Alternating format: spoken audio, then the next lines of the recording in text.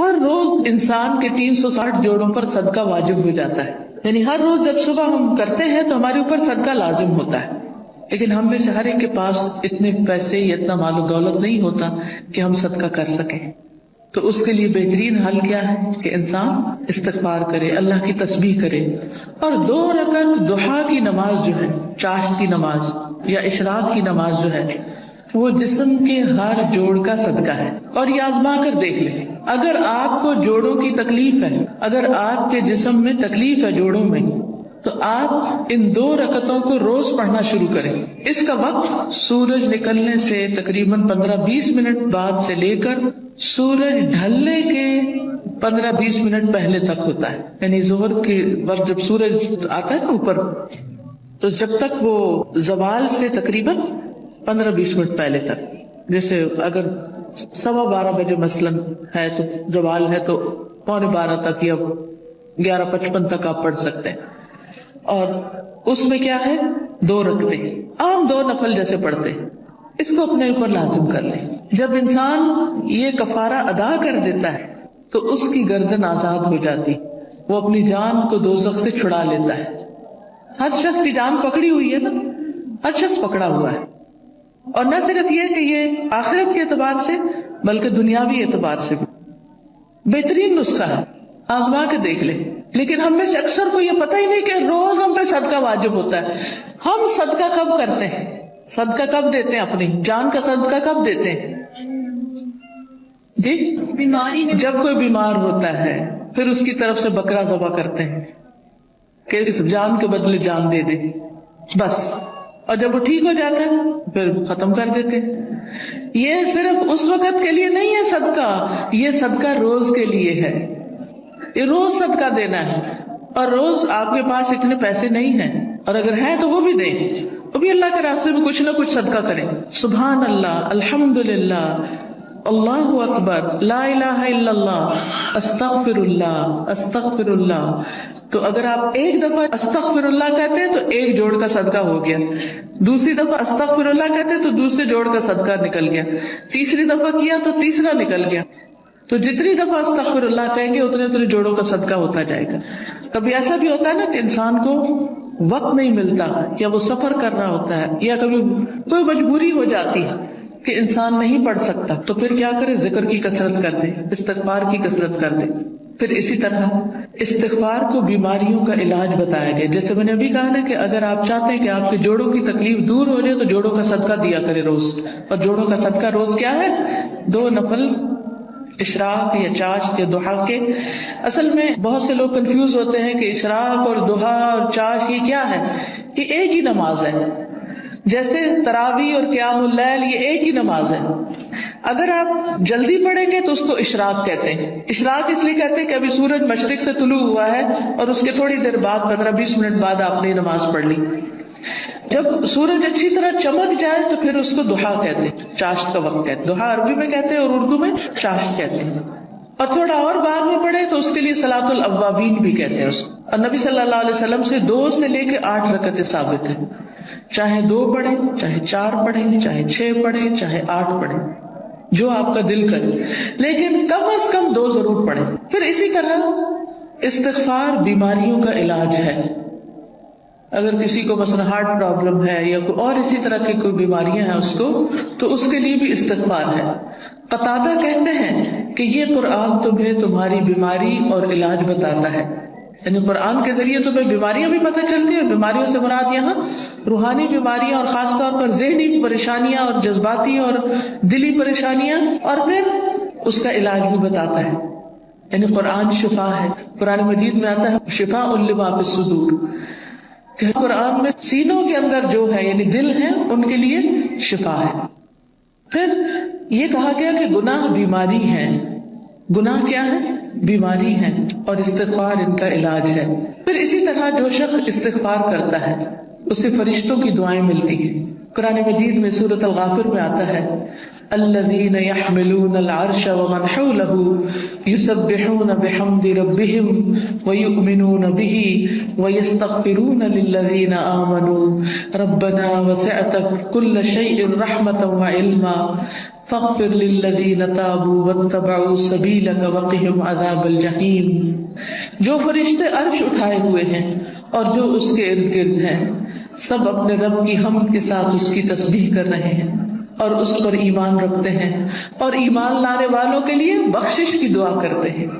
سبحان اللہ. یعنی کتنی بڑی سعادت ہے ایمان لانا, کتنی بڑی اللہ کی رحمت ہے ہم پر کہ ہم اس پر ایمان رکھتے ہیں اور آخرت پر ایمان رکھتے ہیں اور عقیدہ درست ہے. کیونکہ ایسے لوگوں کے لیے فرشتے بھی ان کے دوست ہوتے ہیں اور ان کی مدد بھی کرتے ہیں اور ان کے لیے دعائیں بھی کرتے ہیں. جیسے ایک اور جگہ پر آتا ہے ان الذین قالوا ربنا اللہ ثم استقاموا تتنزل علیہم الملائکۃ الا تخافوا ولا تحزنوا وابشروا بالجنة التي كنتم توعدون نحن اولیاؤکم فی الحیاة الدنیا وفی الآخرة ولکم فیہا ما تشتہی انفسکم ولکم فیہا ما تدعون نزلا من غفور رحیم. کہ بے شک وہ لوگ جنہوں نے کہا کہ اللہ ہمارا رب ہے, اللہ ہی کو رب مانا, اللہ ہی کو خالق مالک رازق مانا, ثم استقاموا پھر اسی پہ جم گئے, ادھر ادھر نہیں دیکھا, کسی اور فقیر کے پاس نہیں گئے, کسی اور مزار پہ نہیں گئے, بلکہ کیا کیا, صرف اللہ کو اپنا رب مان کر اسی سے دعائیں کی. ان الذین قالوا ربنا اللہ ثم استقاموا, تو کیا ہوتا ہے, تتنزل علیہم الملائکہ, ان پر فرشتے اترتے ہیں. اللہ تخافوا ولا تحزنوا, نہ تم خوف کرو نہ تم غم کرو. وابشروا بالجنۃ التی کنتم توعدون, اس جنت کی خوشخبری پاؤ جس کا تم وعدہ دیے جاتے ہو. نحن اولیاؤکم فی الحیاۃ الدنیا, ہم دنیا کی زندگی میں بھی تمہارے دوست ہیں, تمہارے مددگار ہیں, دنیا میں بھی وفی الآخرہ, اور آخرت میں بھی. وَلَكُمْ فِيهَا مَا تَشْتَهِي أَنفُسُكُمْ, اور تمہیں وہاں وہ ملے گا جو تمہارے دل چاہیں گے, نفس خواہش کریں گے. وَلَكُمْ فِيهَا مَا تَدَّعُونَ, اور وہاں تمہیں وہ ملے گا جو تم طلب کرو, جو بھی مانگو گے مل جائے گا. نُزُلًا مِّن غَفُورٍ رَحِيمٍ, یہ مہمانی ہے اس رب کی طرف سے جو غفور الرحیم ہے. تو اس لیے جو شخص ایمان لا کے اللہ کو اپنا رب مان لیتا ہے, اسی کی طرف رجوع کرتا ہے, اسی سے مدد مانگتا ہے, تو اللہ سبحانہ و تعالیٰ اس کو مدد دیتے ہیں اور فرشتوں کے ذریعے بھی اس کی مدد کرتے ہیں. اور ایسے فرشتے جو اللہ کا عرش عظیم اٹھائے ہوئے ہیں وہ ان کے لیے دعائیں کرتے ہیں. اب دیکھیے کہ ہم سب کہتے ہیں, ایک دوسرے سے کہہ رہے تھے میں بہت پریشان ہوں, پلیز میرے لیے دعا کرو, اس کو کہتے ہیں دعا کرو, اس کو کہتے ہیں دعا کرو. لیکن جو لوگ ایمان لا کر اللہ کی طرف رجوع کرتے ہیں, استغفار کرتے ہیں, تو فرشتے بھی ان کے لیے دعائیں شروع کر دیتے. تو جن کے لیے فرشتے دعائیں کریں ان کو پھر کسی دعا کی کمی. پھر آپ دیکھیں ایک اور کام, بلکہ آپ ہی سے پوچھوں گی کون سا ہے وہ کام جس کی وجہ سے فرشتے کیا زمین کی ساری مخلوق دعائیں کرتی ہے, مچھلیاں بھی سمندر میں اور چیونٹیاں بھی زمین میں. کس کس کو پتا ہے؟ سب کو نہیں پتا, سب کو پتا ہونا چاہیے, ٹھیک ہے. وہ کس کے لیے؟ جو لوگوں کو خیر کی بات سکھائے, اچھی باتیں لوگوں کو بتائے, قرآن و حدیث کی تعلیم دے, سیکھے اور سکھائے. ایک جگہ پر سیکھنے والے کے لیے بھی آتا ہے. طالب علم کے لیے کیا خوشخبری ہے, فرشتے کیا کرتے ہیں طالب علم کے لیے؟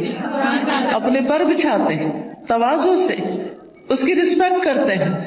اور ایک اور میں آتا ہے یعنی اس کے اوپر سایہ کرتے ہیں. کتنی بڑی خوشخبری ہے. پھر اس سے اچھا کوئی کام ہو سکتا ہے کہ ہم بھی ایسی مجلسوں میں شریک ہوں, ایسی جگہوں پر جائیں جہاں سیکھنے سکھانے کا کام ہوتا ہے, خود بھی سیکھیں, دوسروں کو بھی سکھائیں, دوسروں کے بھی کام آئیں. جب آپ یہ کام شروع کریں گے تو فرشتے آپ کے لیے دعائیں شروع کر دیں گے, مچھلیاں آپ کے لیے دعائیں شروع کر دیں گی, چیونٹیاں آپ کے لیے دعائیں کریں گی. اور آپ کو پتا ہے نا کہ جب چیونٹی بھی دعا کرتی ہے تو اللہ تعالیٰ سنتا ہے. ایک دفعہ حضرت سلیمان علیہ السلام اپنے لشکر کے ساتھ نکلے کہ بارش کی دعا کریں, تو آگے گئے تو دیکھا کہ ایک چیونٹی اپنی پیٹھ کے بل لیٹی ہوئی ہے اور اپنے ہاتھ اوپر کیے ہوئے ہے, اللہ سے دعا کر رہی ہے کہ یا اللہ تو پانی برسا تاکہ ہماری پیاس ختم ہو, یعنی ہم سیراب ہوں. تو حضرت سلمان اپنے لشکر کو لے کے واپس چلے گئے کہ اللہ نے اس چیونٹی کی دعا سن لی ہے. تو پرندے بھی, درندے بھی, چیونٹیاں بھی, یہ سب دعائیں کرتے ہیں. تو اگر آپ دین سیکھنے اور سکھانے کے کام میں لگ جائیں گے اور اس کے لیے وقت نکالیں گے تو دنیا اور آخرت کی برکتیں نصیب ہوں گی. اور آپ کے دل میں ابھی خواہش ہوگی، اللہ اس کو پورا کر دے گا. آپ کی ضرورتیں پوری ہونے لگے گی، آپ کے مسائل حل ہونے لگے گی، آپ کے دل کو راحت اور سکون ملے گا جو دنیا کی کسی اور چیز میں نہیں.